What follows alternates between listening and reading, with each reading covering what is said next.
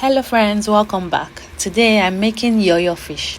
It's a popular street food that I loved eating while growing up in Lagos, Nigeria because of how crunchy and delicious it is. It's sold together with bite-sized crabs and shrimps, and now it's even on menus in Lagos parties. I found this fish while shopping, and Yoyo was the first thing that came to mind.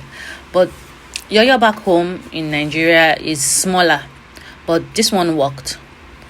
Please let me know in the comments if you've tried it before and how you like it. I liked eating it with gari on a hot day, or cooked with my beans, or on some white rice with some spicy stew. Okay, so let me leave you guys to enjoy the video, and please like, share and subscribe. Thank you.